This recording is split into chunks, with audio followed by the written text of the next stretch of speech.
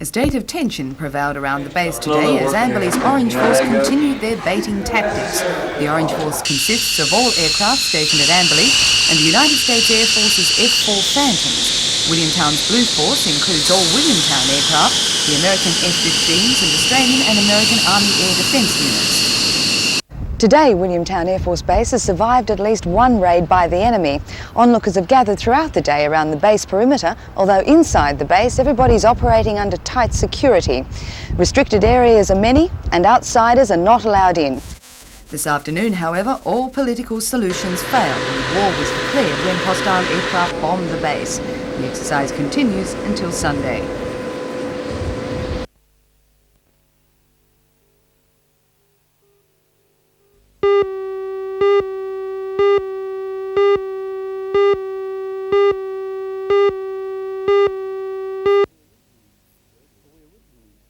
Well, we originally verbally booked the International Sports Centre for the 14th of September, and we've done this normally every other year by just a verbal booking, and suddenly we found only a matter of a few weeks previous that it was pre-booked by another association. What was the reaction from the NRL?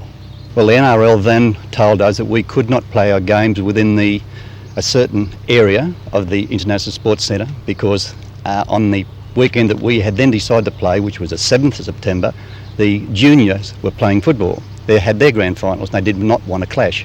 They then wrote to us telling us we were suspended. We were also suspended prior to the playing of the grand finals, then reinstated. Then we are now suspended again, fined $1,000. We had 14 days to pay the $1,000. Now we have not refused to pay the $1,000. Our solicitor has written to the NRL and told them that the fine is invalid and we are prepared to meet them anywhere, anytime. Well, how did the NRL react? Their reaction has been they have not given us, other than say, we want the fine paid immediately, nothing. Well, Murray, what do you see as the outcome of this dispute? Confusion within the ranks of rugby league in the Newcastle area. Nothing that is happening is good for rugby league. It can hurt rugby league, not help it.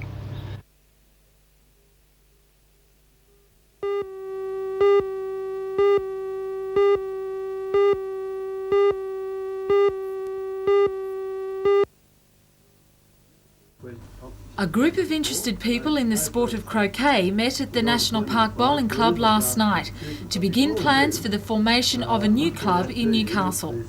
Although the sport doesn't claim the same following as others, it's one that's beginning to take on a new look. The inaugural meeting is hoped by organisers to be the beginning of an established sport on one of the club's available greens. President of the club, Alan McLagan, explains the sudden interest that the sport of croquet has created. Well, it seems to be coming back. It certainly is popular in Sydney at the moment. They have their own national association, which they've already been in operation. And in Newcastle, they asked the WEA this year to run a course, and were amazed at the number of people that were prepared to join a WEA course to learn how to play croquet.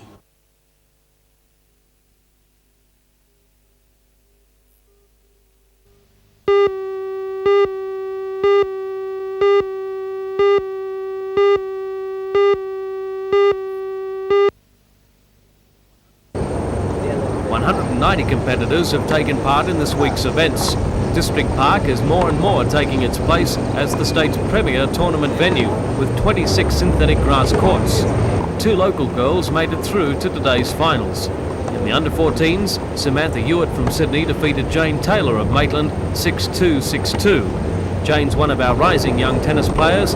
She competes in the under-14s, although she's just 12 years old. The big local win today came for Tracy Moyle in the under-16s girls singles final. She defeated Kylie Hall from Wollongong 6-2, 6-1. John Newcomb, now an administrator in junior tennis, says the standard of our young players is as good here as anywhere in the world. I think the standard of junior tennis is pretty good at this stage, which is a bit funny to say, seeing of the booting we just got in the Davis Cup. But it appears that our standard is dropping off after the kids are about 17 years of age. But up until about that age, they're right up with the rest of the world. Are the facilities here in Newcastle to a state standard or an Australian standard? this facility here, I mean, they've just done a fantastic job. I've been coming up here in Newcastle since I was, about 15 years of age and playing, and we used to have the old clay courts here, and now with the, I think it's 25 courts, isn't it, that they have here, this is as good a facility as you're going to find anywhere in the world, and I think something that Newcastle can be very proud of.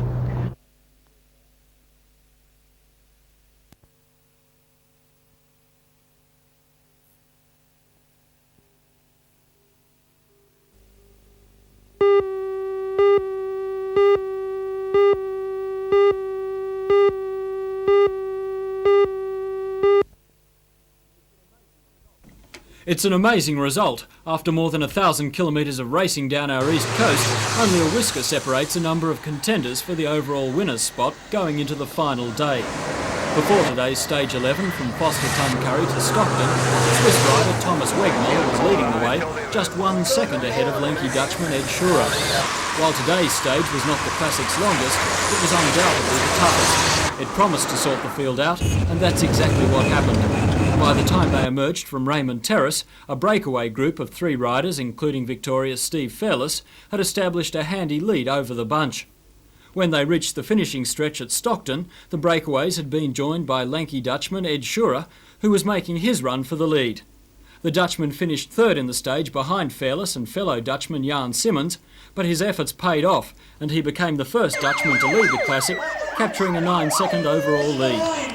After an hour's rest, the cyclists were back on the line for stage 12, a 30-kilometre criterium around a 2-kilometre circuit through Stockton. Again, it was Victorian Steve Fairless who joined a breakaway group and set the pace. In the sprint for the line, though, Fairless narrowly missed becoming the first rider to win 2 consecutive stages, and the sprint went to Alan Anderson from Sweden. Race leader Shearer finished at the head of the bunch and extended his lead to 14 seconds over Wegmuller, with Michael Lynch from Victoria keeping in touch with the leaders in 3rd spot overall. The longest day's racing is still to come tomorrow with the 230-kilometre ride home to Coogee Beach.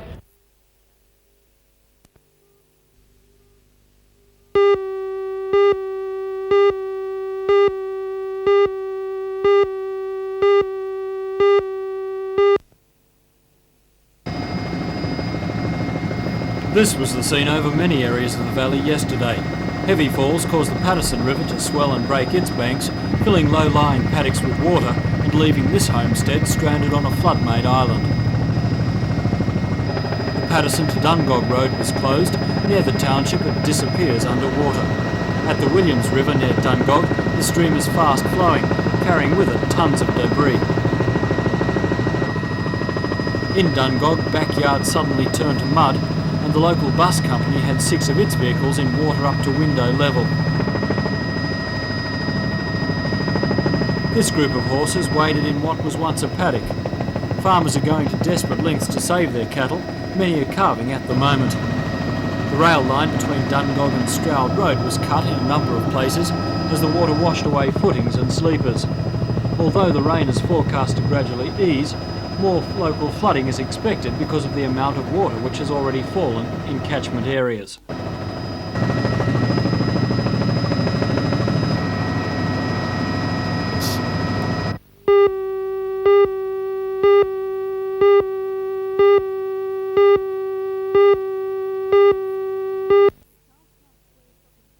The Charlestown Square Shopping Centre managers, Lend-Lease Corporation, are keeping mum about the proposed expansion, which is tipped to include the former Coles supermarket location and a number of adjoining home lots Lend-Lease has acquired for use as parking.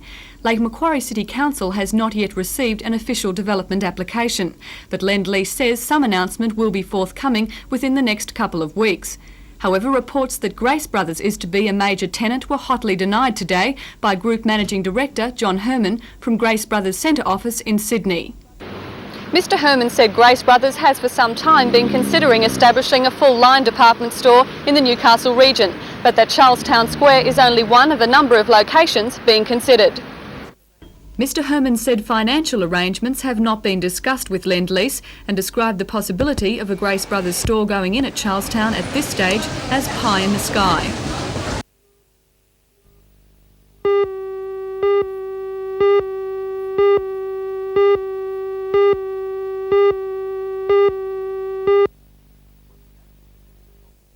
when the annual synod held at the Morpeth Conference Centre on the weekend voted in favour of women becoming deacons, it was the first step towards women becoming priests in the Newcastle diocese. However, Father Bromley's motion, passed later, calls for a go slow on reform. The motion states that only bishops have the power to decide whether women should be allowed to become priests. It points out that the Bishop of London opposes the change and states that a decision to allow women priests in Australia will lead to a split in the Anglican Church. In the history of the Church, all doctrinal questions have always been decided by the House of Bishops, and it is not open to local synods to determine a doctrinal question. The constitution of our church does not permit local synods to determine a doctrinal question.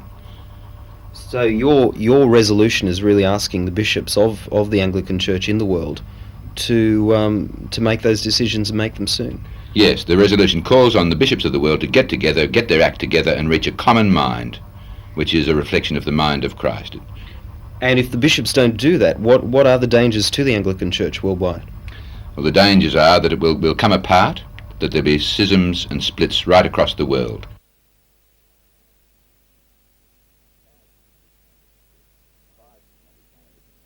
Five schismatic Anglican churches have come into being in the United States on this question, but the matter's overflowed into England now because the American bishops have said that they will not veto the consecration of a woman as a bishop, and the Bishop of London's response to that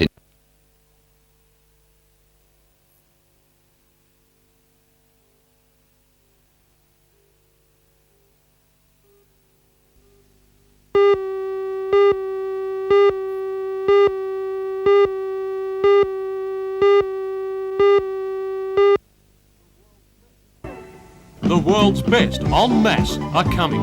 This type of world-class surfing will be on at Newcastle Beach from November 19th to 24th. The main event, the BHP Steel International, the biggest and richest event of its kind on the world surfing calendar. It'll be televised by NBN. Surf Fest is the name given to the 6 days of excitement, which will include much more. Those involved, including representatives of the local engineering, health, local government and tourist fraternities, along with NBN personnel, met Newcastle Beach for a final on-site run-through on what's to take place. Apart from hard-stopping surf action, other activities include a sand modelling contest, sailboard racing, the treasure hunt contest, and the weekend transformation of Shortland Esplanade into the boardwalk. It will become a place for super fun. The area, a live tapestry of stalls, music and anything goes. Tourist Authority Peter Holiday anticipates the Superfest. Yes, John. Our Tourist Authority is spending around about $20,000 on Sydney television promoting the Surf Fest, and we're producing a booklet on the Hunter, happenings in the Hunter, worth around about $60,000 on the Surf Fest, Port Stephens Festival, Manning Aquatic Festival, Scone Horse Week, things like that. Because you've got so much behind this surf carnival in Newcastle, do you see this perhaps as being what Newcastle has to offer most at this early stage?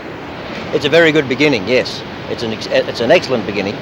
Newcastle has got very good beaches, it's got very good facilities, and we really have to get out and market Newcastle as a tourist destination.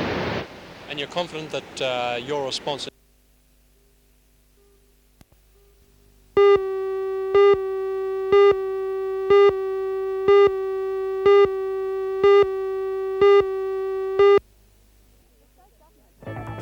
The state government has introduced a new Vehicle Recreation Act. It will allow councils and other landholders to set aside vehicle recreation areas and to ban vehicles completely from other land. This will affect four-wheel drives, trail bikes and dune buggies.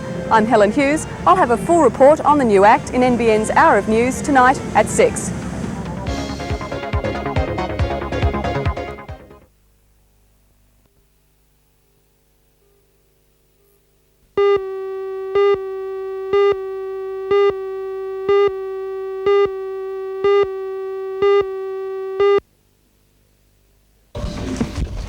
They're the best in Australia, battling it out for 5 select positions in the 18-man Australian squad for the small bore section. Leading the field at this stage of the 6-day trials are Newcastle's Don Brooke, a veteran from the Munich and Montreal Olympics, and Brisbane's Alan Smith, gold medalist from the 1982 Commonwealth Games. Next year, their aim is the Commonwealth Games in Edinburgh, the World Championship in East Germany, and the South Pacific Region Championship in Brisbane. Don Brook is trying something new, an alloy rifle, which he developed and built himself. Well, let's hope it works. The numbers come up tomorrow, and this Novocastrian will find himself firing for Australia against the guns of the world.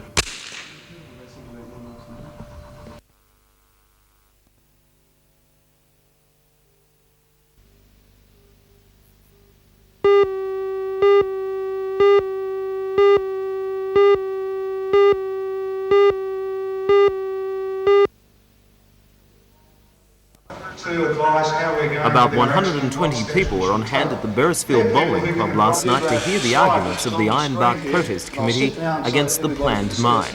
The majority of the audience had heard nothing of the mine proposal until they received a leaflet in the mail inviting them to attend the protest meeting. Committee Chairman Brian Fuchs told the audience that R.W. Miller's had not done its best to inform them of its plans. The mine will be a combination of open cut and underground, and is planned for a site only 1 kilometre from Beresfield and as little as 300 metres from the homes of the Avalon Estate and Wheatley's Drive. An environmental impact study is being conducted by Millers and is due to be released publicly next February. Despite the assurances of the company, the protesters believe the mine will severely affect the living conditions of local residents.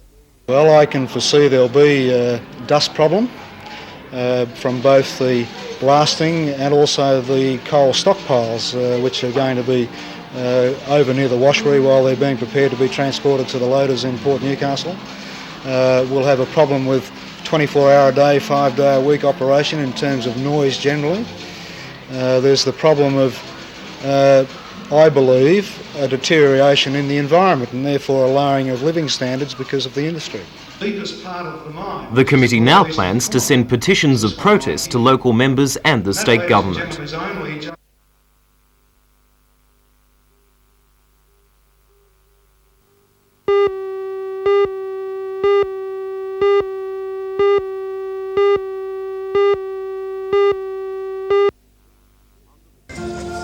Under the catwalk lights, 40 young women relived their wedding day, heads held high and dressed with care.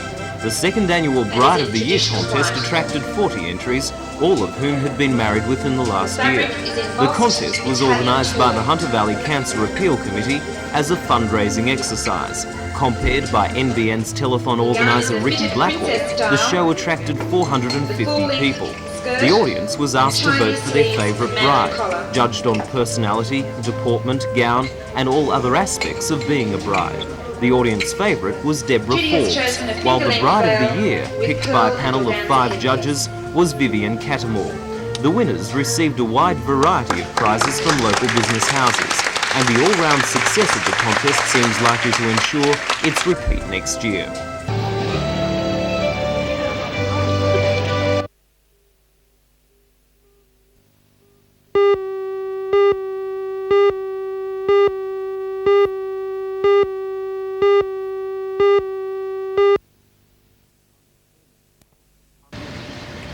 Under stormy skies, Central Coast captain Greg Matthews sent his side into bat in the limited overs encounter against Newcastle. Matthews, along with Steve and Mark Waugh, were guest players for the Central Coast. Tony Gregg was also in the side, playing his first top-grade match for some time. The Newcastle side was led by New South Wales captain Dirk Wellham and also boasted fast bowler Dave Gilbert, Rick McCosker and spinner Bob Holland. Opening bats Mark Waugh and Greg Briggs made a slow start for the Central Coast, and then disaster in the third over when Briggs was caught by Rick McCosker off the bowling of Gilbert. Steve Waugh came in and took charge of proceedings, top scoring for his side with 45, including 3 sixes and 4 fours in only 33 minutes. His brother Mark scored a fine 31 in 57 minutes. A thunderstorm forced the organisers to shorten the innings to 25 overs, and Newcastle came in chasing the Central Coast score of 5 for 154. They achieved that in the last over with the loss of only 2 wickets, thanks mainly to the inspired innings of captain Dirk Wellham, who scored 72. Fellow opener Rick McCosker scored 47 for a winning partnership of 93 in 46 minutes.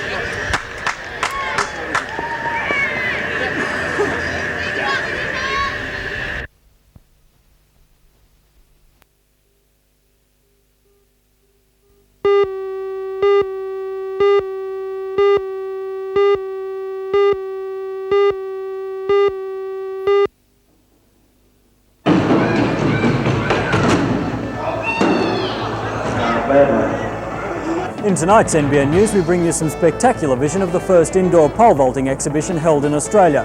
For this story and all the other news, watch NBN's Hour of News tonight at 6.